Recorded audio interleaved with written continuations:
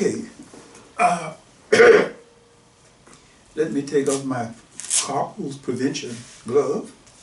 Lay it right here and get right into this. As promised last Monday, I was going to continue reading from the Ghetto Sketches. The Ghetto Sketches. 2021. 21. 2021. 2021, sorry, I don't want to abbreviate it. The people in the front are Joy Reid. Oh, let's go further. The great John Lewis, and Stacey Abrams, who will be the next governor of Florida. Yeah. I'm sorry, of Georgia. There you go, yeah. Nobody wants to be the governor of Florida. No. Oh moving right along. Okay, here we go. All right, we got it squared away. It's late, let us, yeah. And on the back of the book, I would like to have you take a peek at two people. Oh, excuse me. Oh, am I boring you? No, you're not boring me. Was that you? Was you yawning over there? Go to bed earlier. It's close to my bedtime already, but I see, that's right. See these two people. Okay, one is Salena-Hawkins, and the other is the guy who wrote the book. Odie Hawkins, that's true. Very yours truly. Good. The last time I started reading, I had to stop because, as I said before, the book was really sort of depressing me. It identified 230 some odd people who have been killed since George Floyd's murder. One of the things that we did as a commemoration of the people who had been murdered by the police was to get in touch with a friend of ours in Ghana named Leonard Kennedy. This doesn't sound like a very original African name, but he's a Ghanaian young man. When we met him, I think he was in his 20s, 30s, maybe, early 30s, who does a marvelous bit of weaving of what they call bangles in Ghana. Bangles, bracelets. Bracelets. We started off, we wanted to have... turn it so you can see the name. Flat, yeah, like that. Okay. This one is in commemoration of a civic disturbance, I should say a citizen rebellion that occurred in Baltimore in 2015. And what we decided to do was to have this young man make bangles that would commemorate various things that happened here.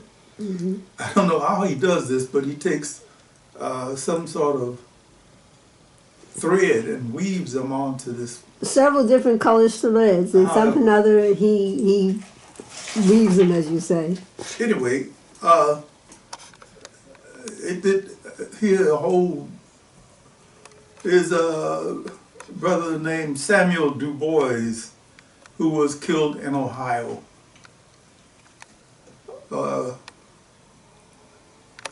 I'll just pile them up over here. We asked him to make some Kwanzaa bracelets, and he made his first boo-boo because he spelled Kwanzaa A-K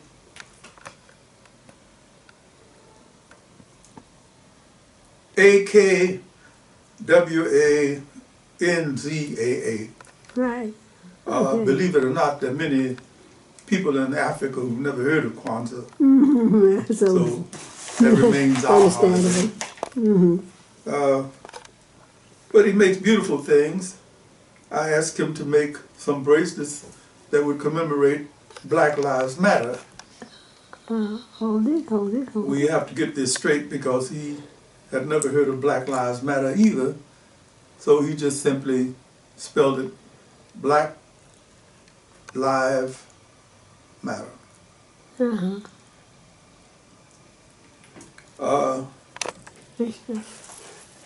Well, anyway, you get the idea. Mm-hmm.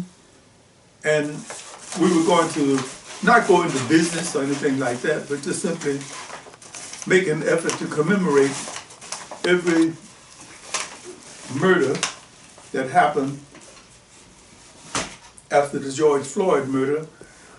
And we discovered that we had to stop because he would have run out of bangles and we would have run out of funds to pay him with. I'm going to start off reading the Ghetto Sketches and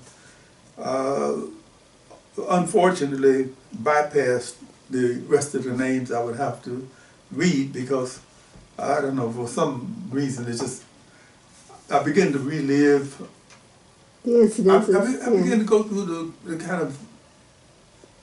kind of anguish and sorrow and sadness that families feel when they've lost a 20-year-old or 40-year-old or 80-year-old for that matter, Right. Mm-hmm. through no fault of their own. You know, when an innocent person is shot dead, who is unarmed and has done nothing but nothing. Wrong place, wrong time. Wrong place at the wrong time. Mm-hmm. I mean, I think about the young man Castillo, who was just simply telling officer, you know, I have a permit to carry an arm.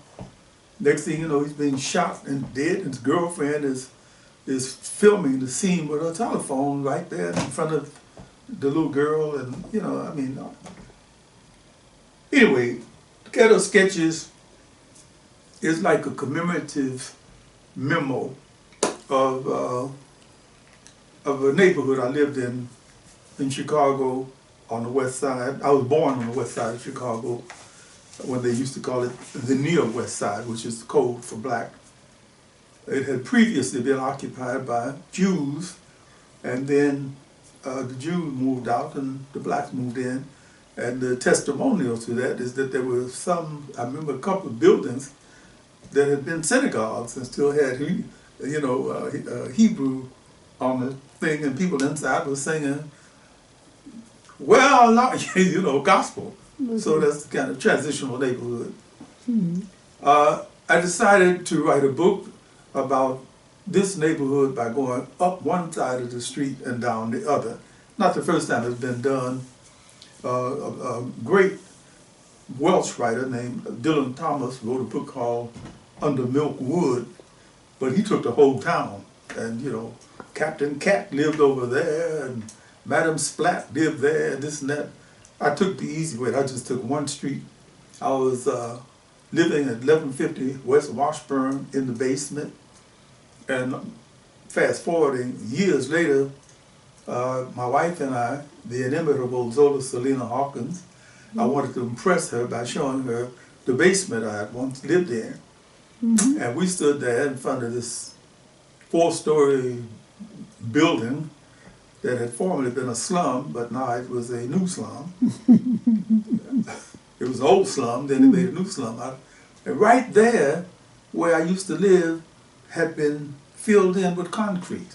Mm. It was the strangest feeling. Mm. You know, like, I lived in there, and then, you know, maybe somebody had been mummified or something. Anyway, I'm going up one side of the street and down the other. The book was originally published in 1972. And prior to that, I had been writing about it or making notes for it, maybe 20 years prior to that. Several people have made the remark, you know, after thinking something out over a period of years, you know, the book should have been, well, much thicker.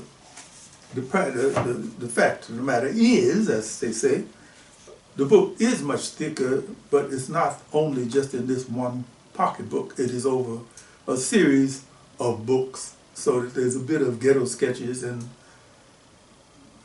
conversations with liquor store roofers, that a bit of Ghetto Sketches and the conspiracy. And I'm looking around there at these books that this guy has written me, and I see Plus, someone had wanted to do an option on it at one time, right? They wanted to take an option out on it.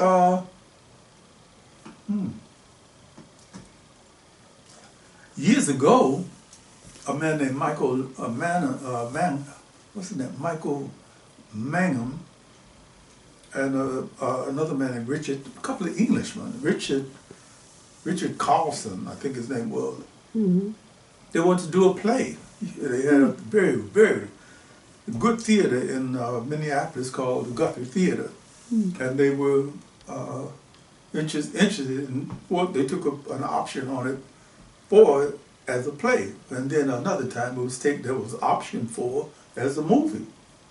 So I actually made money having options being taken. Meanwhile, the book was selling as a novel. So it's been out there a long time.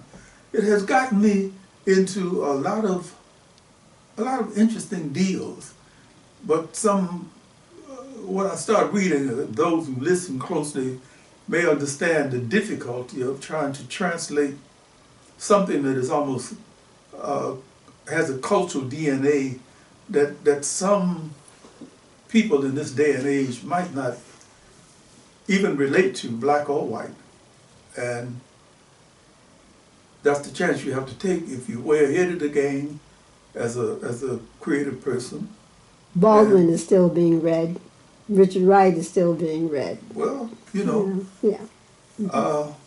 That's the way that works, you know. Mm-hmm. So I'm going to read maybe a chapter, and this is the beginning of the Monday night readings. Once again, I dedicate the book to 2021 to my father, to my mother, to my sisters, our daughters, and to Queen Zola Salena-Hawkins. Thank you. And to all the members of my family, both living and dead, with deepest love and respect, I share. Forward. Dr. Margaret Burroughs. I'm giving all of this four words because it plays into what the thing was like. This lady who died in November of 2010 was my former high school teacher. Her name was Dr. Margaret Burroughs, and she offered this to me. She is the person who established the first African American Museum of History in the United States in Chicago, and I was fortunate enough to be one of her students at one point. This is what she said. As an art teacher at DuSable High School, Chicago, Illinois, I can say I feel privileged and fortunate to have had so many talented students in my classes. Odie Hawkins is one of many hundreds who have fulfilled the dreams I had for them by virtue of hard work and perseverance. In my art class, I found Odie writing a nasty little story for a friend who had given him a 50-cent commission for this job. As a seasoned teacher, it was quite obvious that he wasn't doing work assigned to the class. He was doing something else. I plucked the pages of paper from his surprised fingers and read it. He was surprised and embarrassed, and I was pleasantly surprised. Whatever the short story was about, I can't recall now. It was liberally laced with profanity. But beyond that, it was interesting and showed a certain kind of style. Years later, he told me how surprised he was about my reaction. Instead of punishing him in any way, I recommended a writing workshop that a friend of mine was leading at the community center on 51st and South Parkway, Martin Luther King Drive now. He was a teenager meeting with adults, and I think after a few sessions, their sophistication overwhelmed him. But he continued writing and often showed me his work. Several English teachers will always have a check mark next to their names because they accused this young writer of plagiarizing. He was not plagiarizing. He was exploring his own creative hemispheres.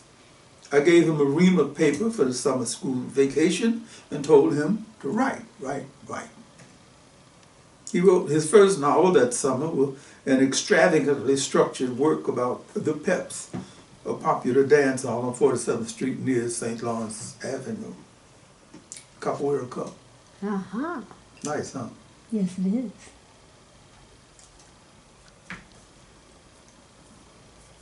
The peps that he wrote about was dance music, an atmosphere brimming with fire and teenage hormones. He came to me 2 weeks after the semester started, looking miserable, to tell me that this then girlfriend had stolen the novel and was accusing him of having a relationship with another girl based on her misreading of his manuscript. So, as far as I know, she may still have the manuscript. Perhaps it's true that youth is wasted on the young. Odie graduated from DuSable in 1956, pretended to go to Wilson Junior College for most of a year, and continued loading up the material for writing life. Always visiting or writing me. I like that. The fact that he's always made an effort to stay in touch. He moved to Los Angeles in 1966 and became active in the Watts Writers Workshop. Within a year or so, he was seriously involved in the Hollywood business, writing manuscripts, television scripts, always returning periodically to Chicago to visit his family and to update me on his activities. A fellow traveler like myself, we had a brief reunion in Ghana in 1994, where he lived in the early 1990s. I was once again leading a tour group. I would like to say that I've read each of his published books from cover to cover, but I've been too busy to do that. I have read the Ghetto Sketches from cover to cover several times because the book is that compelling. I made it part of my curriculum at Kennedy King, and I've used it in writing classes in Cook County Jail. Odie has dug deeply into the cultural nuances of our lives in his Ghetto Sketches. We are taken into the lives of the people who produce the language and the groove, if you will, of this special environment. Yes, the action in the work happens in the ghettos in Chicago, but the characters are not superficially stereotypical and the situations are universal. Situations that all of us must cope with at some point in our lives. How to handle the stress of this technological life. What to do about relationships between men and women, men and women, men and men, women and women, the young and the old. He doesn't spend much time belaboring the obvious problems that exist because of institutional racism. He gives us credit for not having the intelligence to know that racial ghettos wouldn't exist if racism was dead. In a few instances where the price of things and services are mentioned, Sweet Peter Dita's Hoes, for example, we are made aware that the first issue of the book took place years ago, but the circumstances of the lives of the people in Ghetto Sketches reflecting the lives of millions of African Americans today is right on the money. Odie Hawkins has borne honest witness for us, and I feel pleased and gratified to think that I played a role in this work, a piece I'm sure will be considered a classic. Lovely. That red lady was so, she wasn't unemotional, she was just straight ahead. Very factual. Oh, factual. Right. Very factual. Well, before you get into the story, I believe Professor Gifford also said something about it. Justin? Oh, I would like to say something about Justin. His is on the back, I believe. I got that. Not his picture, but ours. What he said about the book. What he said about it, yeah. Justin Gifford is a guy I met. I can't even remember how I met Justin. Anyway, I mentioned the fact that he's a white academic in passing, because that's not... Through Hinojosa. Oh, through George Hinojosa. Yeah, George, yeah. George Hinojosa, who at one point was Ice-T's manager, I think he still might be, who was looking for people who could talk a little bit about what they knew of a man named Iceberg Slim, a notorious body dealer at one point in Chicago. I knew a little bit about Iceberg Slim because he used to stand around and give seminars on 39th Street, right down the corner. He was the first one who introduced some of us to the flesh stock market, as he called it. You know, and he might do something like this. I'll give you a little imitation. Very sharp, very clean. Everything he had on was creased. Even in the rain, he has creases. What it is that some of you young men will have to understand,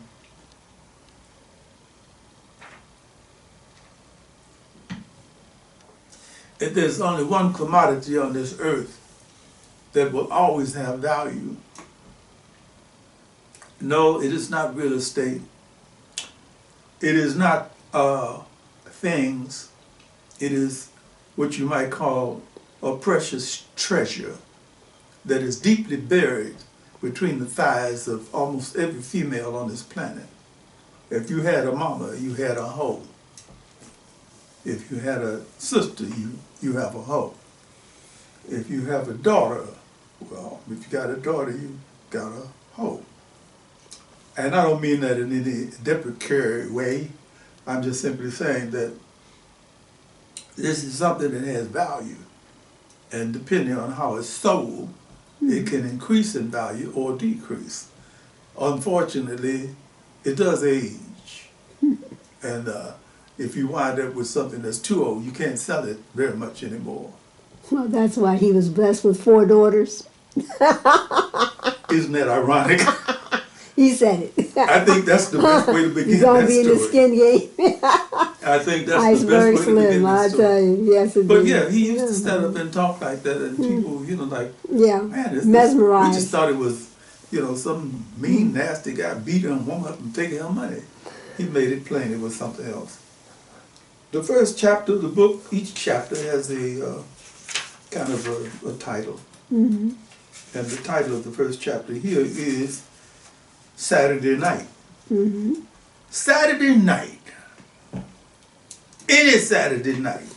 The main stem sizzles and crackles with the flicker of neon lights, the popping of stale fish grease, the mad aroma of barbecued ribs, steaming chitlins, boiled greens, candied yams, ham hocks and things, and the horny sounds of people in love with the night.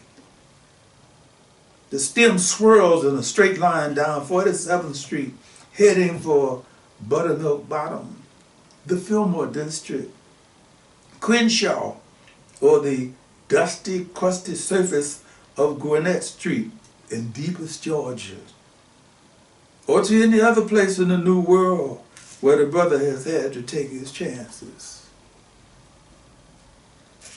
A ramshackle, 3-story, rim-shot building stuffed full of people, a ramshackle, rim-shot neighborhood stuffed overlapped with people, uncollected garbage, reeking with swift-running black earth, Saturday night smells on any Saturday night, any Saturday afternoon, in any city in this country, in any of its black ghettos. The people sweltering through the early dog days of late spring, not warm enough to stay outside all the time, but too warm to stay inside to crack about the walls, and summer has not released its asphalt haze. Congestion is what it might be called, human congestion.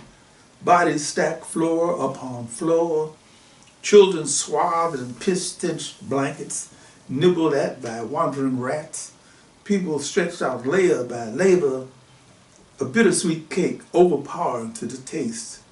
A noise under the circumstances can be very disturbing, pushed through thin walls or beaten out on drums being played in the alley. Jim Daniels twists and twirls around on his narrow, sweat-soaked bed, his arms folded across his broad chest, twitching and reacting to every heavy, accented beat of the congas.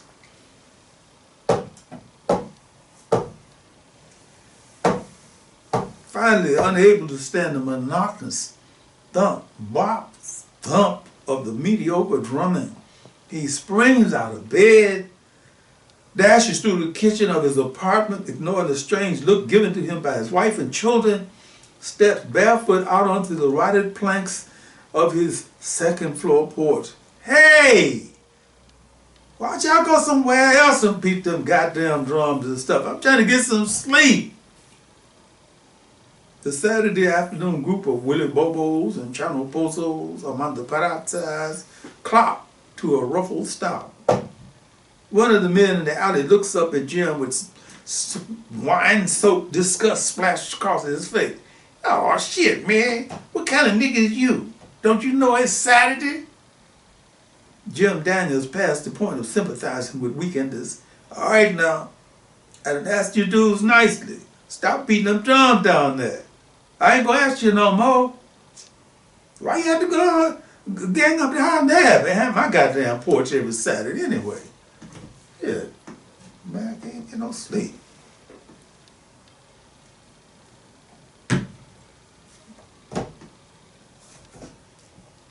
The dudes in the alley, pausing to pass the wine and the joint around, look up at Jim contemptuously. One of them, a coffee can cowbell player, sings out to no one in particular, but as a matter of defiance. Fuck him, man. Go ahead and play. That's one of them habitual bitches. Don't nobody never complain about us playing down here but him. The exchange automatically attracts the attention of people living in the building. They lean over the rickety banksters, smiling behind their hands or actively agitating the situation. Oh, wow, what's that you said to Big Jim? You heard me? I didn't stutter. I said, fuck him. He ain't got no right to come out here and tell us to stop playing. We don't try to tell him what to do. What's that you say? Say it again. You heard me, motherfucker. I said, fuck you. Man, that's what I mean. Yeah, I ain't scared of you. The other dudes sitting around on milk crates loaded continue passing the ripple around.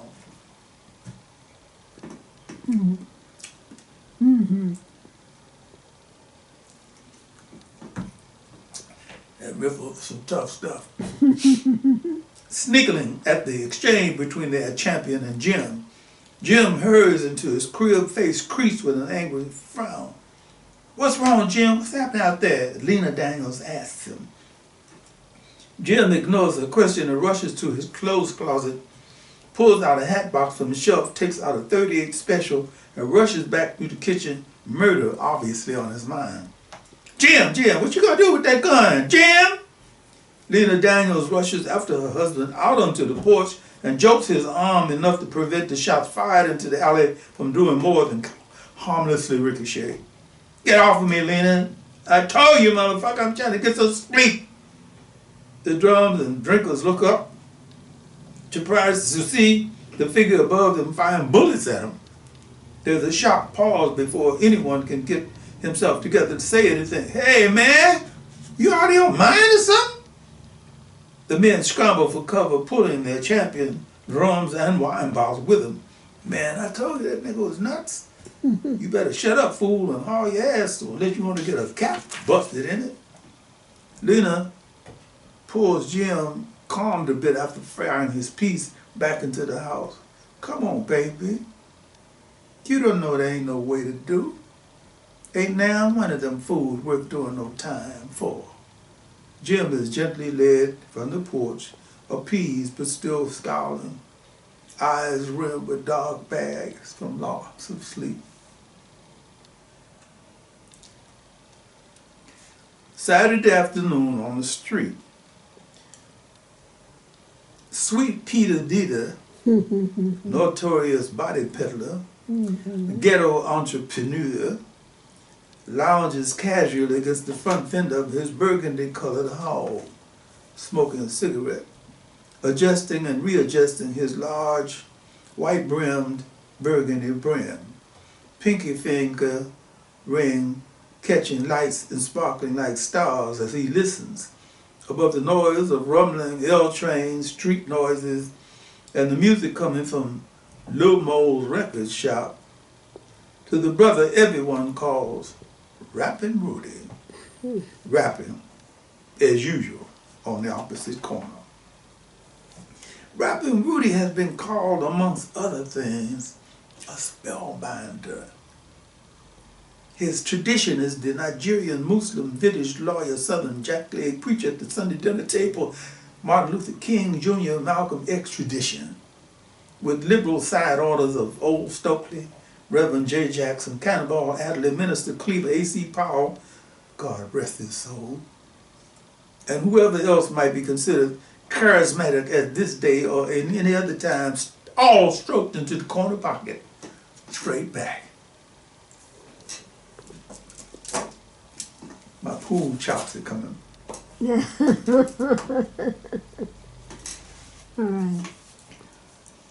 I'm telling y'all, all you brothers and sisters, yeah, even the ones with them television antennas sticking out their eyeballs and all that program jive on their minds, even if you don't wake up today, you're going to have to wake up tomorrow, which I guess is sooner than later. And when you do, when you really do get it righteously together, I mean, like after you find out why your neck bones and hamburger meat cost 3 cents more than they should, and why your greens got worms on them, and why it is you can get some credit by marker X on the dotted line, and why it's so much easier to buy heroin and cocaine than problem. I mean, after you get hip to all these treacherous games being run on you each and every day, when you really try to bring your head to understanding of all that, then you'll really be into a little something. And that ain't even a big piece of it.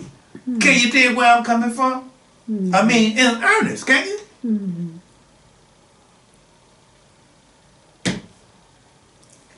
Several of the young dudes standing around digging Rudy's rap respond positively. Right on, brother, you ain't said shit wrong. Yeah, really. Brother Rudy, feeling deeply for the pulse of his audience, slouches down into one of his most hypnotic stance. I mean, dig this. Is it really gonna be possible one of these days in this land of the bullshit and home of the pigs? Go ahead. Yeah, that's right, there is pigs. Do you really think it's going to be possible for our young sisters and brothers to walk down the street or go to school or wherever one day and not be undereducated, misevaluated, messed over, ripped off, and tripped up just because they're black?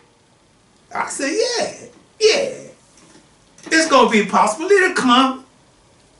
When black people come to themselves and stop asking whiter to educate and evaluate who we is or who we think we is, when black people come to themselves and be for real about what's important, am I right on about what I'm saying?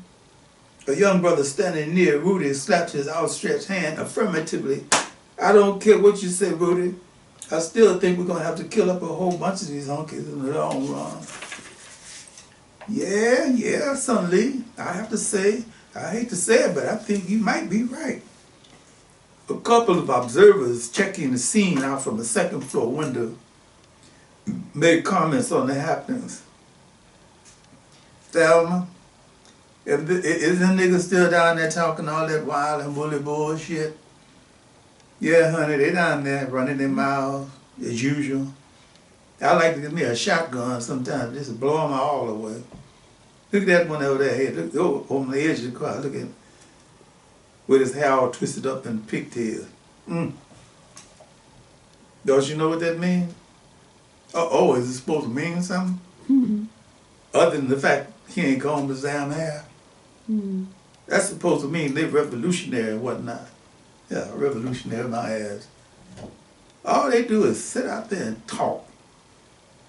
The minute the weather gets warm, Hattie, you got more beer in the fox? Rapping Rudy off on his trip continues dealing with the shit as he sees it. Hey, look at here. Ain't no doubt about it. I mean, what the brother here says may have to happen. I mean, offing somebody might be necessary too. But, now dig it. Let's go to some other places. Can you make yourself believe here, deep down in the 20th century, in this mighty fortress of democracy, where they always running off somewhere to help somebody, some other country. Vietnam ain't been the only place.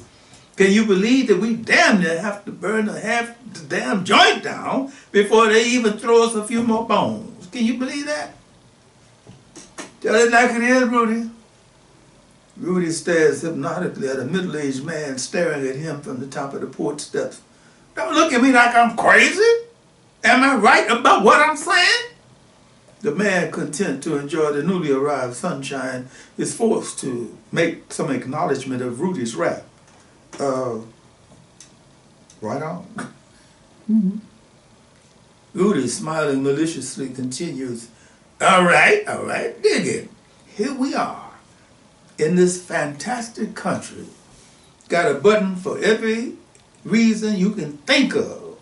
Got a cure for damn near everything but the common cold and addiction. And if it wasn't for the fact that so many niggas was addicted and had colds, then you could bet your bottom dollar that they would have a cure for drug addiction and the common cold. Maybe they saving all them goodies till they get all them white folks off the earth. Maybe off to the moon somewhere.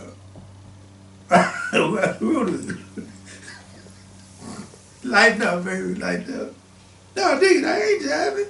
Do you realize we got so much food here that people can't even eat it all? They have to put it in big old warehouses and stuff to let it rot.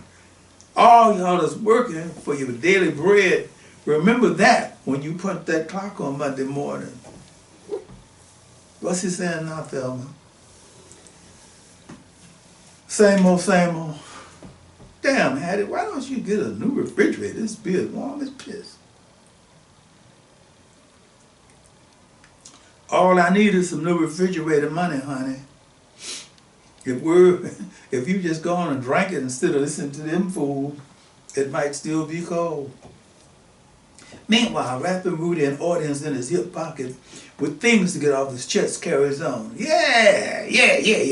Here we are, damn near starving to death, or beating each other to death, trying to get over. But it ain't just us, poor-ass black people. It's some of them browns and reds and yellows and a whole bunch of them poor-ass crackers too, quiet as it's kept. The ones who used to think they was better than we was because they was white.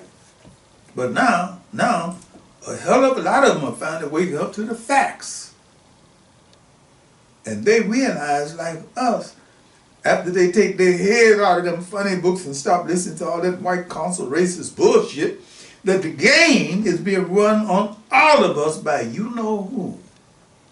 What's the point, brother? What's the point? What's the point? I'll tell you what the point is, young blood. The point is this. We got to get our shit together and stop being niggas. Instead of accepting all the service type jazz we've always gone for, we got to go behind the scenes for change to really find out what makes things work. We got to stop being niggas for him anyway. If we're going to be anybody's nigga, let's be our own nigga for a change.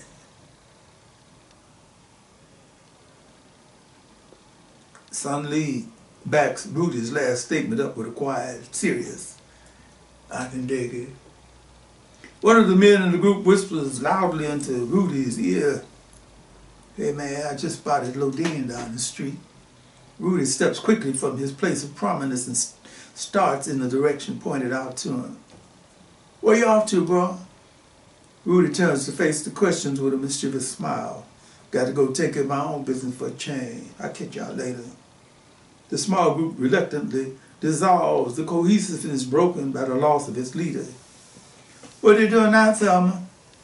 Well, the one that's always running his damn mouth is walking off toward that little fast gal from up the street. Hattie, mate, when you gonna get yourself a new pair of glasses, honey? Hattie Daniels, Hattie Evans, picking up her brew for a short sip. Just as soon as I get some new glasses of money, that's when I'm gonna get some new glasses. I'm gonna leave it there at this point. Before Yes. you end it, would you turn to the back and read what Justin Gifford, Dr. Justin Gifford You said? reminded me to do that just before I started reading, and I said to myself, she's gonna remind me to do that when I finish starting reading. Yes. So, Right. he says, he teaches at the University of Nevada, I believe. Yes. Professor Gifford. Mhm. Together with Iceberg Slim's Pimp, The Story of My Life, and Donald Goines' Dope Fiend, Odie Hawkins' Ghetto Sketches pioneered the genre of street literature during the Black Power movement. Set against the backdrop of a vibrant black urban community, the novel follows the diverse stories of pimps, junkies, preachers, revolutionaries, and everyday working people. Written in the vernacular of the streets, working with experimental literary forms reminiscent of modernists Ralph Ellison and James Baldwin, Hawkins' brilliant novel studies the lives of black Americans struggling with police brutality, poverty, and institutional racism. A lyrical and gritty novel, the revised Ghetto Sketches 2021 is required literature for any reader of 20th century African American fiction. You know, one of the things I like about people like Justin, when he can say, Hawkins' brilliant novel studies the lives of black Americans struggling with police brutality, poverty, and institutional racism. If many white people were just to assimilate those three conditions in their heads and give credence to it rather than deny it, well, we wouldn't have some problems that we're having. I'm going to let that go at this point. All right, and so but that's I guess chapter of Ghetto Sketches. Okay. Chapter, not the whole chapter. It's only half the first chapter of Ghetto Sketches. okay, and so I guess we'll see you again next week. Oh, you're gonna on see Monday? me next week. I'm gonna read this book right here. All I'm right, gonna sit right here and read this book. all right. Next week I'm gonna start reading I'm looking forward this to book it. again. Okay, your website is www.odiehawkins.com. The book can be purchased on Amazon or on the internet at Barnes & Noble. The Ghetto Sketches. Or The just... cover, well, since we talked about Oh, Justin yes. Gifford at the back, the cover was done by my friend Tony Gleeson, Yes. who, as you can see, is a very fine artist. Fine artist, and also he writes mystery novels. He does too. Tony Gleeson. All right. So you can Google Odie Hawkins or Tony Gleeson and also Justin Gifford, who are also authors. That's true. Right. But, you know, the artistic temperament is often very interesting to observe. So, again, thank you very much, Mr. Hawkins. Totally appreciate it. You woke me up with the story. Oh, really? Yes. Oh, I'm so glad. So now I'm going to get some hot chocolate so I can go to sleep. All right. You've had a busy day, too. Yes. All right. Until itness. Itness.